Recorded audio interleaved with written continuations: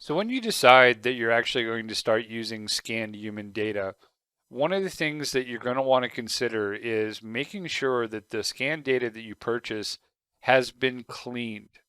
And what that means is when they typically scan a human being or any object for that matter, there tends to be a lot of noise. There tends to be random polygons floating in space, a lot of things that need to be cleaned up before the mesh is usable. Now, every day, more and more stores open up online where you can buy scan data.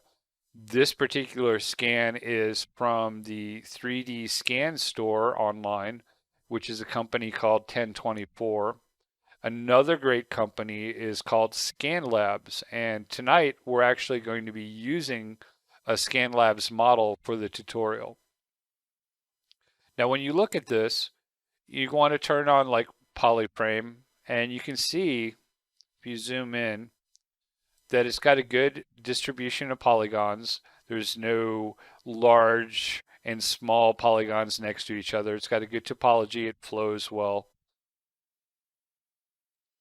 And if I zoom out, you can see that there's no garbage polygons floating in space, no random vertices. This has been cleaned, and it's been cleaned properly. And if I go and I turn on the texture map,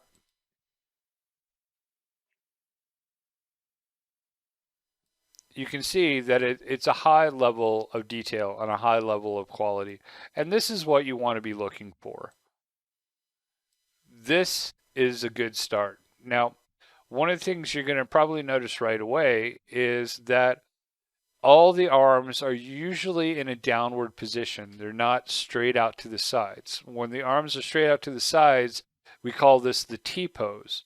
But most scan facilities do what is called the A pose. And there's a couple reasons for this. Number one is space. It requires a bit more space to have your models have their arms sticking straight out. Now, the other reason for this is it requires more cameras when the arms are in a straight out position, which is higher costs. So 9 times out of 10, you're going to get a scan where the arms are in an A pose position.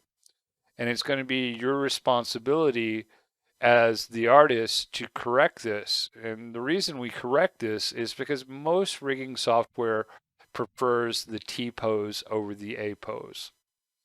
So this is going to be one of the things that we look at tonight as we go through the tutorials.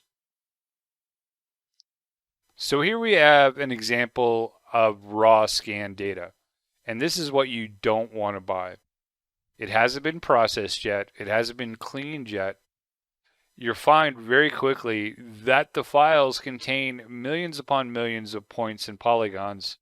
And you have to have truly specialized software and a decent computer in order to even process the data.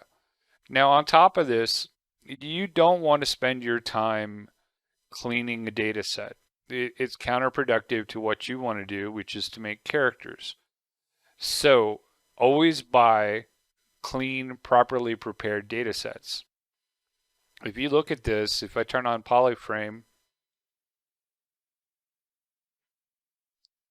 you'll see that there's no topology. It's just millions upon millions of points.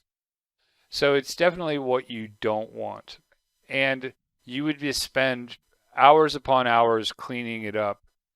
And there's really no need. At this point, the industry has a set standard.